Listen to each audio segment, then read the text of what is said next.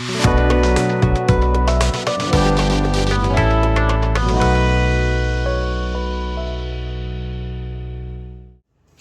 सभी को, कैसे हैं आप सभी लोग। उम्मीद करता हूं आप अच्छे होंगे। कल हमने जो वीडियो बनाई थी उसमें हमने 2 वीडियो अभी तक हमने बनाई है संविधान को लेकर। उन दोनों वीडियो में हमने बताया कि किस प्रकार से भारतीय संविधान की पृष्ठभूमि रही है, और वो बात हमने 1773 से लेकर 1858 और फिर 1858 से 1947 तक चर्चा की थी। उसमें आपने दोनों वीडियोस को आपने देखा होगा। अगर नहीं देखा है तो उन वीडियो को आप जरूर देखिए, क्योंकि उन वीडियो के माध्यम से आपको पता चलेगा कि कैसे हमारे संविधान निर्माण की यात्रा शुरू हुई और आज वर्तमान संविधान किस रूप में हमको प्राप्त हुआ है। लगातार जो हम वीडियो बना रहे हैं इसलिए बना रहे हैं क्योंकि आपकी तरफ से बहुत अच्छा रिस्पांस हमको मिल रहा है। आप जिस प्रकार से वीडियो देख रहे हैं, सब्सक्राइब कर रहे हैं, लाइक कर रहे हैं, शेयर भी कर रहे हैं, उम्मीद है आप इसी प्रकार से करते रहेंगे और इसका लाभ अधिक से अधिक लोगों तक पहुंचेगा, बच्चों तक पहुंचेगा। जो बच्चे ऑफलाइन कोचिंग या ऑनलाइन कोचिंग किसी वजह से ज्वाइन नहीं कर पाते हैं, उनके लिए काफ़ी हेल्पफुल होगा ये वीडियोस, ये श्रृंखला। तो स्वागत है आपका सक्सेस व्यू स्टडी चैनल में। आज हम चर्चा करने वाले हैं भारत की अंतरिम सरकार आजादी से पूर्व एवं आजादी के बाद। देखिए, जैसा संविधान सभा का निर्माण होगा ये डिसाइड हो गया, और वह संविधान सभा भारतीयों के द्वारा बनाई जाएगी, भारतीयों के द्वारा संविधान बनाया जाएगा। ये सब कुछ डिसाइड हो गया और उसको हम पढ़ेंगे। लेकिन इससे पहले अंतरिम सरकार का जो चैप्टर है, अक्सर ये हमसे छूट जाता है। ये अंतरिम सरकार क्या थी, इस अंतरिम सरकार ने कैसे काम किया, इस सरकार का क्या महत्व था, इस पर हम इस वीडियो में चर्चा करेंगे। और उसके बाद संविधान निर्माण की घटना कैसे हुई, संविधान सभा का गठन कैसे हुआ, वो सारी चर्चा हम नेक्स्ट वीडियो में करेंगे। इस वीडियो में हम बात करने वाले हैं भारत की अंतरिम सरकार आजादी से पहले और आजादी के बाद। देखिए, सबसे पहले आजादी से पहले 1946 में एक अंतरिम सरकार का गठन किया गया।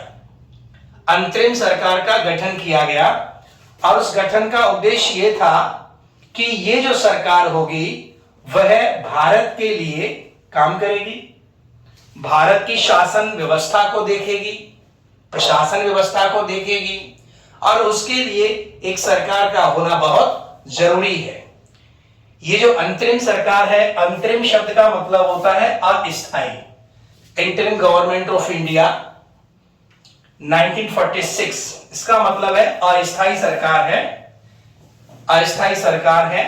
और इस सरकार के जो अध्यक्ष थे वो वायसराय थे, और इस सरकार के जो मेंबर थे वो वायसराय की कार्य परिषद के सदस्य थे।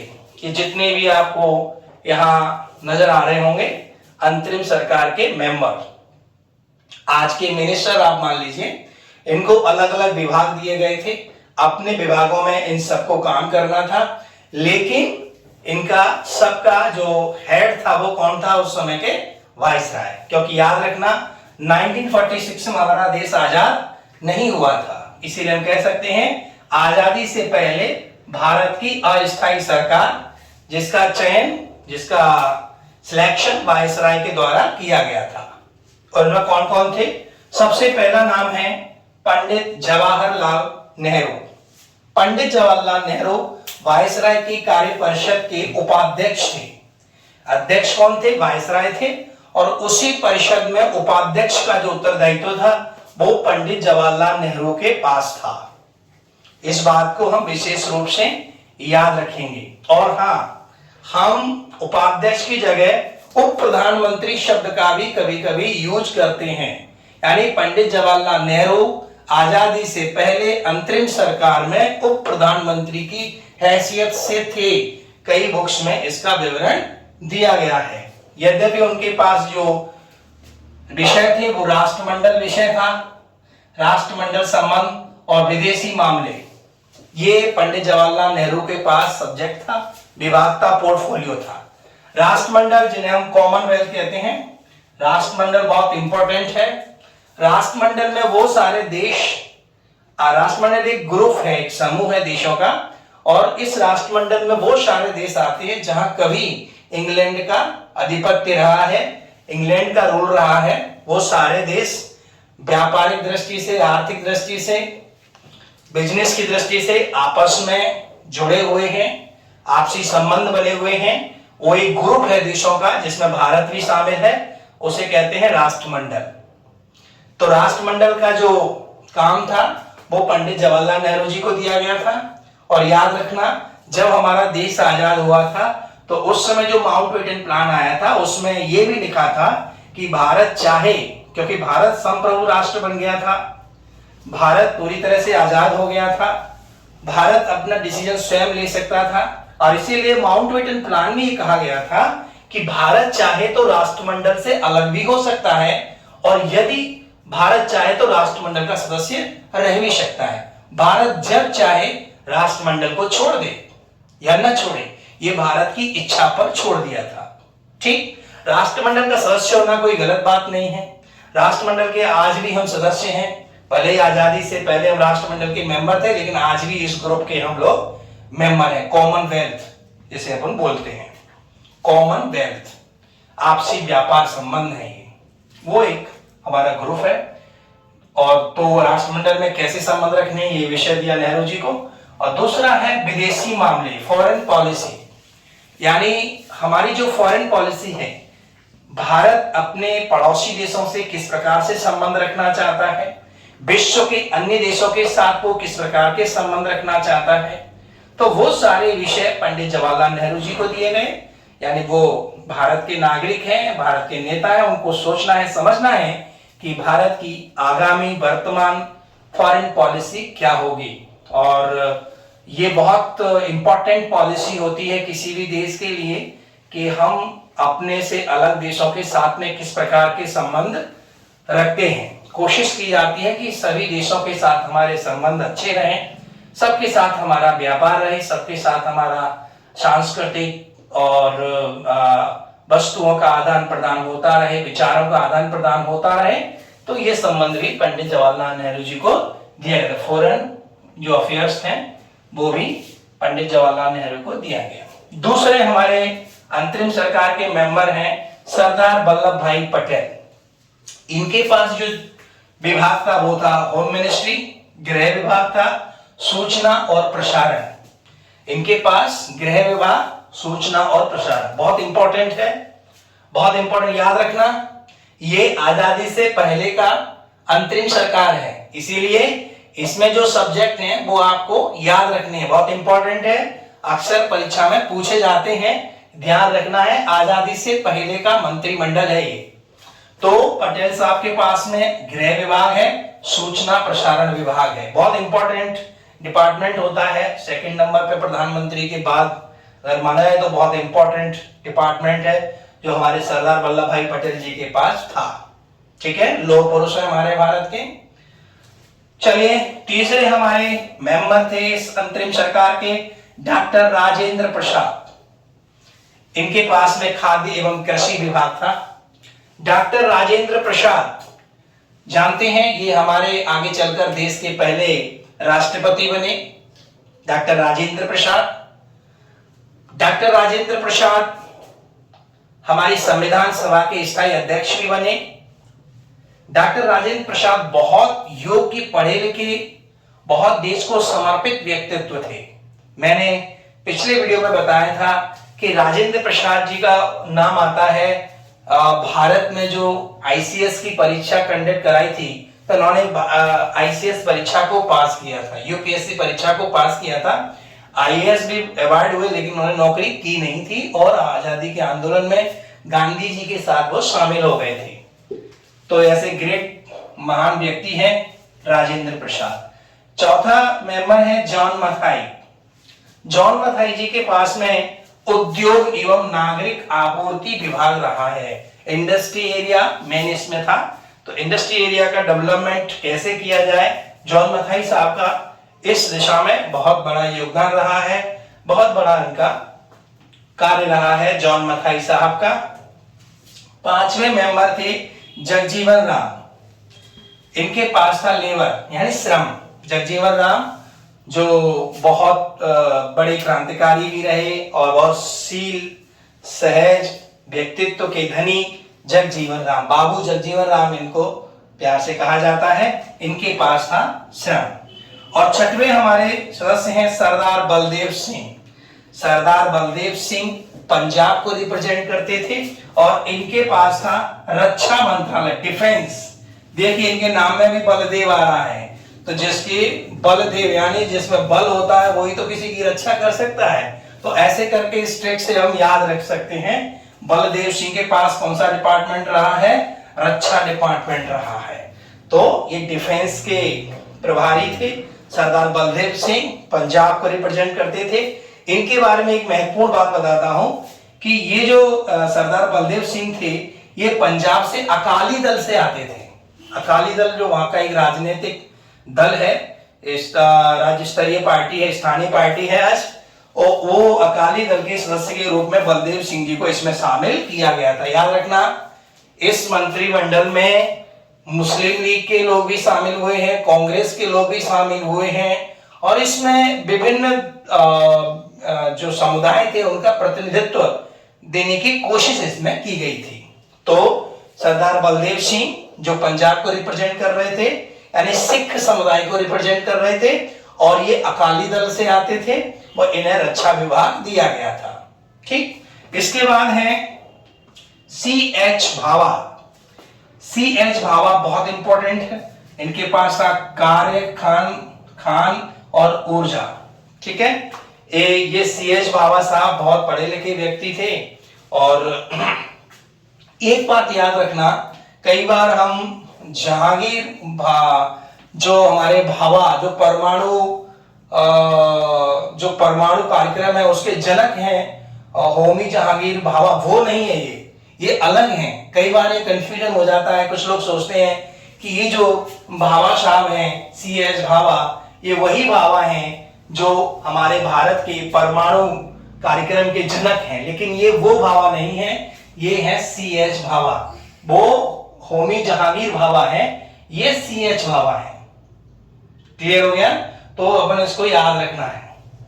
ओके, तो C.H. भाभा के पास क्या रहा है, कार्य, खान और ऊर्जा डिपार्टमेंट रहा है। ठीक है, ऊर्जा से आप भाभा को याद रख सकते हैं, है ना, ऊर्जा से और भाभा का संबंध होमी जहांगीर भाभा से जोड़ के ऐसे कर सकते हैं याद रखने के लिए, लेकिन होमी जहांगीर भाभा अलग हैं और ये C.H. भाभा अलग हैं। कई लोग इसमें कंफ्यूजन हो जाता है, कई लोग कंफ्यूज करते हैं। अगले 8वें हमारे सदस्य हैं लियाकत अली खान। याद रखना ये मुस्लिम लीग से थे। किसके? मुस्लिम लीग। इनके पास भी बहुत इंपॉर्टेंट डिपार्टमेंट था जिसे हम फाइनेंस डिपार्टमेंट कहते हैं, वित्त विभाग कहते हैं। मैं समझता हूं आज भी जब हम अपने भारत सरकार को देखते हैं तो होम मिनिस्ट्री, डिफेंस मिनिस्ट्री और उसमें एक नाम आता है फाइनेंस मिनिस्ट्री। ये बहुत बड़ी मिनिस्ट्री होती है, बहुत इंपॉर्टेंट मिनिस्ट्री होती है देश के लिए। तो आप सोचिए कि इसमें मुस्लिम लीग के जो नेता थे लियाकत अली खान, उनको क्या दिया गया, फाइनेंस दिया गया। यानी कहीं ना कहीं मुस्लिम लीग को कन्विंस करने की कोशिश हो रही थी, क्योंकि आप जानते हैं जो मुस्लिम लीग थी वो लगातार पाकिस्तान की मांग उठा रही थी और हम उस मांग को मानने के लिए तैयार नहीं थे। कोई भी देश का व्यक्ति ये मानने के लिए तैयार नहीं था कि हमारे देश का विभाजन हो, लेकिन मुस्लिम लीग मोहम्मद अली जिन्ना जिसको लीड करते थे, वो इस बात पर अड़ी हुई थी कि भारत का विभाजन हो और एक संप्रभु राष्ट्र अलग पाकिस्तान बनाया जाए, लेकिन हमें वो स्वीकार नहीं था प्रारंभिक दौर में, प्रारंभिक समय में। तो हमने यहां पर आप देख रहे हैं कि लियाकत अली खान को बहुत इंपॉर्टेंट हमने डिपार्टमेंट दिया है, वित्त विभाग। तो इन्हें कन्विंस करने की कोशिश हो रही है, उनको इंपॉर्टेंट हिस्सा इसका बनाया जा रहा है। दूसरे हमारे मेंबर हैं अब्दुल रब नस्तार। अब्दुल रब नस्तार, याद रखना अब्दुल रब नस्तार भी मुस्लिम लीग के सदस्य थे, इसको भी याद रखना है। ये भी मुस्लिम लीग के मेंबर थे और इनको डाक और वायु सेवा का डिपार्टमेंट दिया गया, इनको भी बेहद महत्वपूर्ण डिपार्टमेंट दिया गया।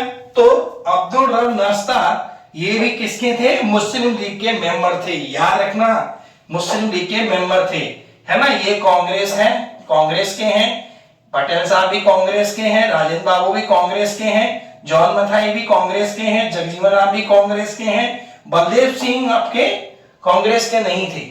ये पंजाब में सिख समुदाय को रिप्रेजेंट करते थे और ये अकाली दल से आते थे। सीएच बाबा साहब कांग्रेस से थे और ये किससे हैं? एमएल यानी मुस्लिम लीग से।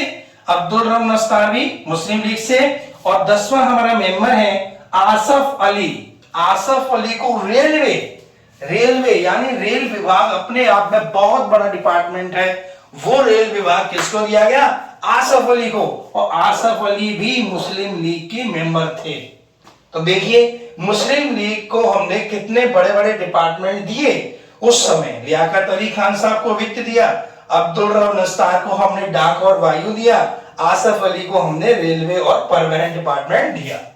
11वें सदस्य के रूप में बहुत ही चिरपरिचित नाम है श्री राजगोपालाचारी। श्री राजगोपालाचारी जो बहुत एजुकेटेड थे, बहुत बड़े शिक्षाविद रहे अपने समय के, उन्हें शिक्षा ही दिया गया, कला साहित्य दिया गया। शिक्षा कला के क्षेत्र में इन्होंने बहुत ही अद्भुत काम किया है। श्री राजगोपालाचारी के बारे में हम हिस्ट्री में विस्तार से पढ़ेंगे, ये बहुत बड़ा व्यक्तित्व है हमारे देश के। इसके बाद आप देख रहे हैं 12वें सदस्य हैं, ये कांग्रेस से थे उस समय, आई चुंदरीगार। आई चुंदरीगार, ये आई चुंदरीगार को वाणिज्य दिया गया। देखिए कितना महत्वपूर्ण डिपार्टमेंट दिया गया है आई चुंदरीगार। क्यों? क्योंकि ये मुस्लिम लीग से थे। किसके थे ये? मुस्लिम लीग से ये थे, आई चुंदरीगार, ठीक है।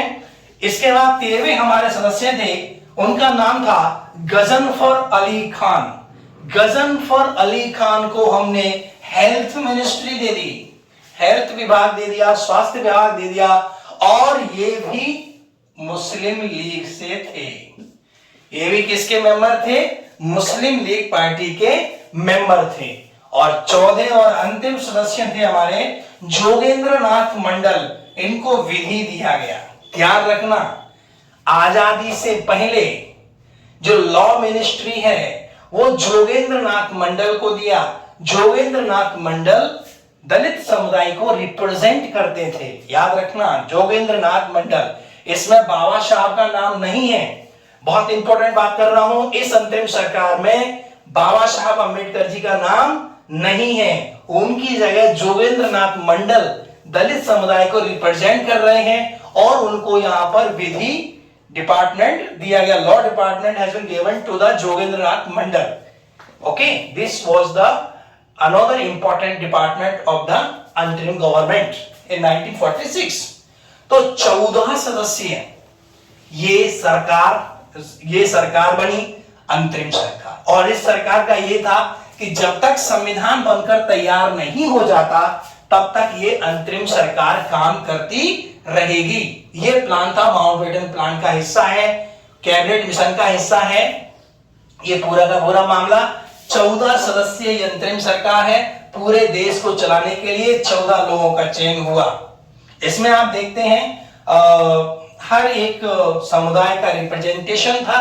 इसमें कांग्रेस और मुस्लिम लीग को रिप्रेजेंटेशन एक बड़ी संख्या में दिया गया है। आप देख रहे हैं मुस्लिम लीग को मैंने यहाँ लिखा हुआ है, ये सारे के सारे मेंबर हैं। कितने मेंबर हैं मुस्लिम लीग से? 1 2 3 4 5 मेंबर हैं जो मुस्लिम लीग से हैं।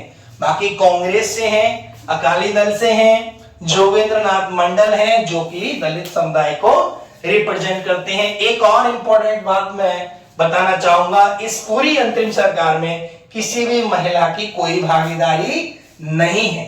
याद रखना, इसमें कोई भी महिला मंत्री नहीं बनाई गई थी, यानी कोई भी महिला इसकी भाग नहीं रही है।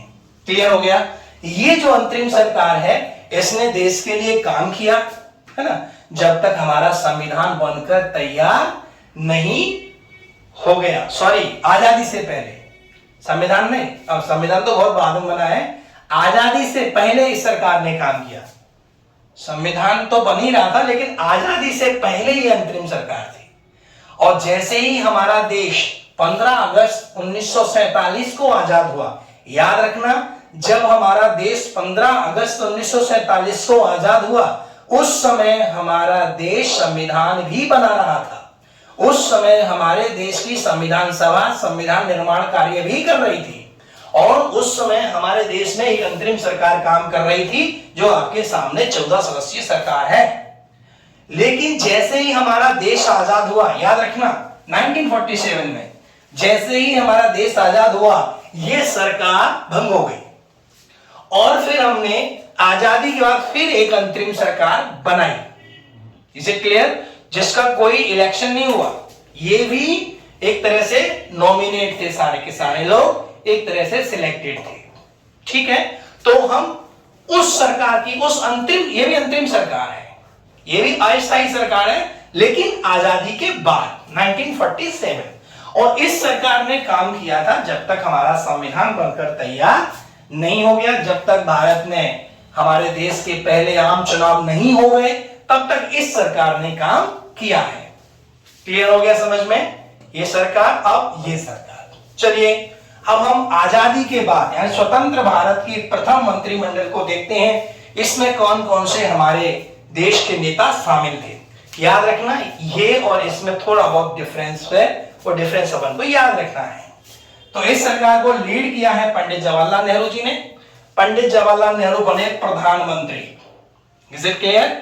1947 में जैसे ही देश आजाद हुआ, तो भारत के पहले प्रधानमंत्री बने कौन? पंडित जवाहरलाल नेहरू जी। इनके पास में राष्ट्रमंडल, जो बहुत इंपॉर्टेंट विभाग था, वो रहा। इसमें जो वैज्ञानिक शोध है, वो जवाहर जी के पास रहा, और विदेशी मामले भी जवाहर जी के पास रहा है। यानी विदेश मंत्री कोई अलग से नहीं बनाया गया था, न यहां पर कोई अलग से विदेश मंत्री बना था, और न यहां पर कोई अलग से विदेश मंत्री बना था, है ना। वो पंडित नेहरू जी के पास ही विभाग रहा है। राष्ट्रमंडल, वैज्ञानिक शोध और आपका विदेशी मामले, ये पंडित जवाहरलाल नेहरू जी के पास रहे। दूसरे हमारे जो बहुत इंपॉर्टेंट सदस्य हैं, सरदार वल्लभ भाई पटेल। सरदार वल्लभ भाई पटेल जी के पास में होम मिनिस्ट्री रही है, सूचना प्रसारण रहा है, और सबसे इंपॉर्टेंट है राज्यों के मामले। आप लोग जानते हैं, जैसे ही हमारा देश आजाद हुआ, तो उस हमारे देश में बहुत अफरा तफरी का माहौल था, और उसके पीछे का कारण था भारत देश का विभाजन। भारत देश का विभाजन होने से हमारे जो रियासती भारत था, याद रखना, हमारा भारत अंग्रेजों के अंदर पूरा गुलाम कभी नहीं हुआ है। हमारे भारत का हमेशा दो हिस्से रहे हैं। एक जो रहा है वो ब्रिटिश भारत कहा गया है, और दूसरा जो भारत रहा है वो रियासती भारत कहा गया है।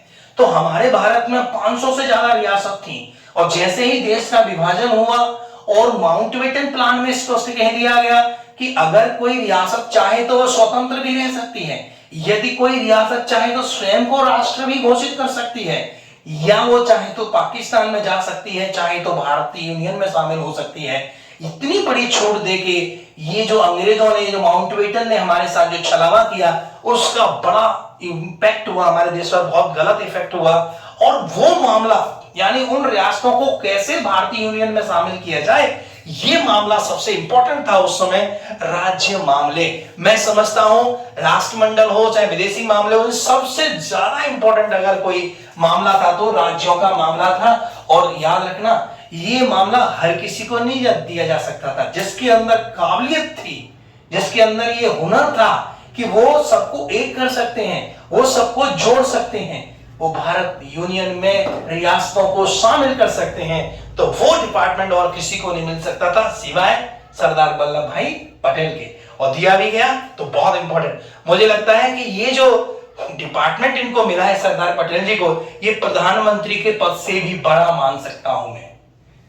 समझ रहे हो ना, आप समझिए कि इसका कितना महत्व है। अगर ये ना होते, सरदार वल्लभ भाई पटेल ना होते, तो आज भारत अन्य कई टुकड़ों में बटा हो। और तीसरे हमारे देखिए डॉक्टर राजेंद्र प्रसाद जी।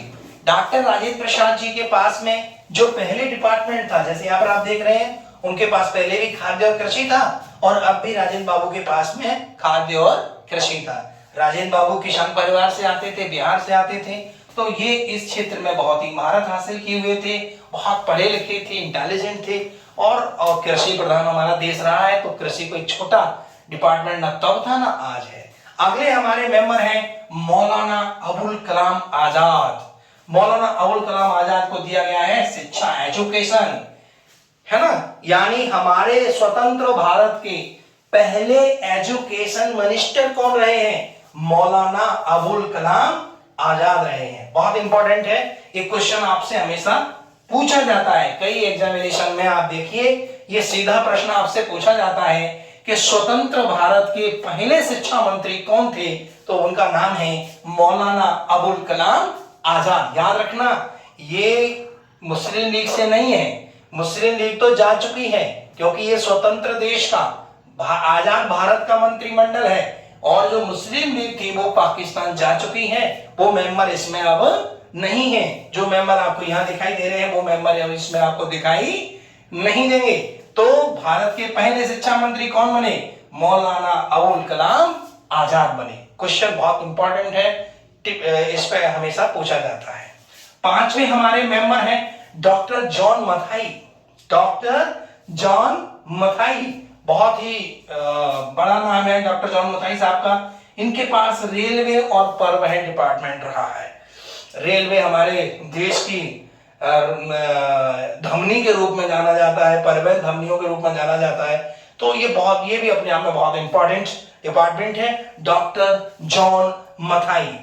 और इसके बाद है आर के षणमुगम, बहुत इंपॉर्टेंट नाम है, हमारे पहले finance minister. This is most important, लगा लीजिए, ये बहुत इंपॉर्टेंट है। कई बार कई परीक्षाओं में ये प्रश्न पूछा गया है कि भारत के स्वतंत्र भारत के पहले वित्त मंत्री कौन थे, तो वो थे आर के षणमुगम शेट्टी। स्वतंत्र भारत की पहली अंतरिम सरकार के पहले वित्त मंत्री हैं आर के षणमुगम शेट्टी। याद रखना, आजादी से पहले जो अंतरिम सरकार बनी थी उसके जो प्रथम वित्त मंत्री बने थे वो लियाकत अली खान बने थे। मैंने अभी बताया था यहाँ पे लियाकत अली खान बने थे, लेकिन आजादी के बाद पहला अंतरिम सरकार बना, उसमें पहले वित्त मंत्री बने हैं आर के षणमुगम शेट्टी। अगले मेंबर हैं हमारे डॉक्टर बी आर अंबेडकर, बाबा साहब अंबेडकर। याद रखना, बाबा साहब अंबेडकर भारत स्वतंत्र भारत के पहले लॉ मिनिस्टर बने, पहले विधि मंत्री बने। याद रखना इस चीज को, कई बार ये प्रश्न पूछा गया बाबा साहब को लेकर कि स्वतंत्र भारत की पहली अंतरिम सरकार के पहले कैबिनेट विधि मंत्री कौन थे, तो उनका नाम है डॉक्टर बी आर अंबेडकर, बाबा साहब रामोजी अंबेडकर, है ना। तो पहले विधि मंत्री हमारे अंबेडकर साहब बने। आठवें हमारे मेंबर हैं जगजीवन राम। इनके पास पहले भी श्रम रहा था, देखिए जगजीवन राम जी का पहले भी श्रम था, और इस सरकार में भी उनके पास अपना लेबर मिनिस्ट्री रहा है, लेबर डिपार्टमेंट रहा है, जगजीवन राम। ठीक है, नेक्स्ट हमारे 9वें सदस्य हैं सरदार बलदेव सिंह। देखिए इनके पास यहां भी रक्षा था, और इधर भी मैंने बताया था कि सरदार बलदेव सिंह के पास यहां भी रक्षा मंत्रालय रहा है। आजादी से पहले, आजादी के बाद इस देश की रक्षा करने का दायित्व एक ही व्यक्ति को दिया गया है, उस व्यक्ति का नाम है सरदार बलदेव सिंह। तो और मैंने बताया था वो किसको रिप्रेजेंट करते हैं। और देखिए पहली महिला, भारत की पहली महिला है जिन्हें आजादी के बाद पहले अंतरिम सरकार में शामिल किया गया, राजकुमारी अमृता कौर। राजकुमारी अमृता कौर, और उनको बनाया गया था स्वास्थ्य मंत्री, हेल्थ मिनिस्टर।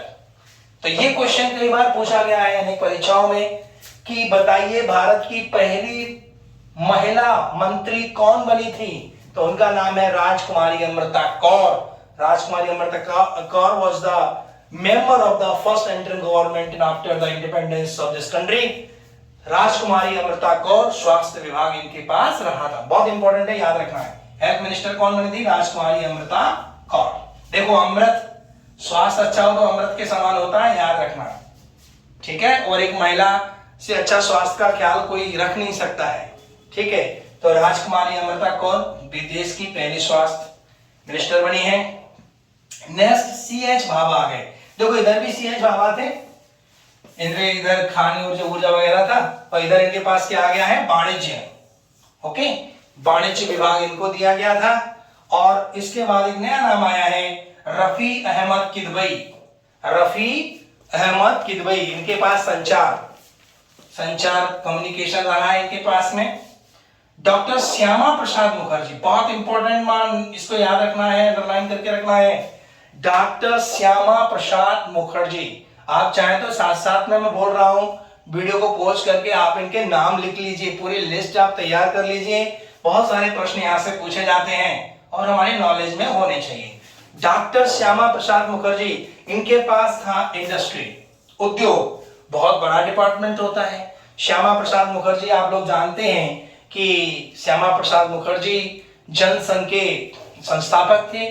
वही जनसंघ आगे चलकर भारतीय जनता पार्टी बनी है, तो वही डॉक्टर श्यामा प्रसाद मुखर्जी हैं, और उन्हें डिपार्टमेंट दिया गया था उद्योग। तो याद रखना, आजादी के बाद पहली कैबिनेट में शामिल थे डॉक्टर श्यामा प्रसाद मुखर्जी। आप देखिए, सभी पार्टियों के लोगों को इसमें शामिल किया गया था। हालांकि उस समय कांग्रेस का वर्चस्व था, कांग्रेस एक तरफा चल रही थी, उस समय कांग्रेस का दबदबा था, कांग्रेस के नेतृत्व में इस देश की आजादी की लड़ाई आगे बढ़ी थी, तो इसलिए कांग्रेस का बहुमत होना लाजमी था। लेकिन फिर भी सभी दलों को, सभी समुदायों को पहले मंत्रिमंडल में स्थान दिया गया, इसमें कोई शक नहीं है। और अंतिम हमारे 14वें सदस्य हैं BN Gadgil.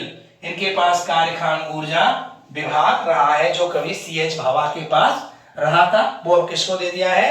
BN Gadgil. BN Gadgil साहब को ये डिपार्टमेंट दिया गया था। तो इस प्रकार से आपके सामने अंतरिम सरकार है, एक आजादी से पहले और एक आजादी के बाद। आजादी से पहले की अंतरिम सरकार में किसी महिला का नेतृत्व नहीं था, लेकिन आजादी के बाद जो अंतरिम सरकार बनी उसमें एकमात्र महिला थी, उनका नाम था राजकुमारी अमृता कौर, जो स्वास्थ्य मिनिस्टर बनी थी, हेल्थ मिनिस्टर बनी थी। तो इस प्रकार से ये बहुत इंपॉर्टेंट है, आप चाहें तो इसको नोट कर लीजिए अपनी नोटबुक में इसको, और इससे क्वेश्चन भी पूछे जाते हैं।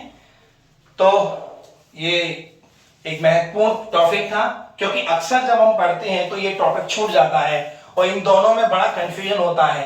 तो इसलिए हमें तुलनात्मक रूप से इसको स्टडी करना है, और जब हम तुलनात्मक रूप से इसका स्टडी करते हैं तो सारी जो कंफ्यूजन है वो क्लियर हो जाते हैं, दूर हो जाते हैं, स्पष्ट हो जाते हैं। तो आज के इस वीडियो का जो मेन मोटिव यही था कि ये बहुत सारा कंफ्यूजन इसमें रहता है, वो अब आपको नहीं रहेगा।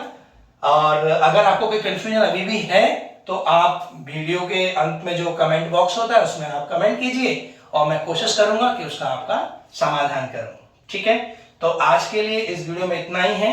आप इसको अच्छे से पढ़िए, तैयार कीजिए, अपने नोट्स बनाइए, और लगातार ये अनवरत रूप से जारी रहेगा। अगले वीडियो में एक नया टॉपिक संविधान का ही लेकर आएंगे, यानी निश्चित रूप से अगला टॉपिक जो होगा वो होगा संविधान का निर्माण। अब आपसे फिर मेरी एक ही अपील है कि आप सभी जो इसको व्यूअर जो देख रहे हैं वो इसको लाइक करें ना करें, लेकिन वो सब्सक्राइब करें, इसको शेयर करें। जितना आप शेयर करेंगे उतना अच्छे लोगों को इसका फायदा मिलेगा। हमारा जो मेन मोटिव है वीडियो बनाने का वो यही है कि अधिक से अधिक लोग, अधिक से अधिक हमारे स्टूडेंट्स इससे लाभान्वित हों, और इसके लिए आप मेरी भी मदद कीजिए, और इसको सब्सक्राइब कीजिए, लाइक कीजिए, शेयर कीजिए, ये जो भी है वो आप कीजिए, जिससे ज़्यादा लोगों के पास ये वीडियो पहुंचे और हमारे लिए मोटिवेशन का काम करेगा। और लगातार ये वीडियो बनाते रहेंगे। Thank you very much.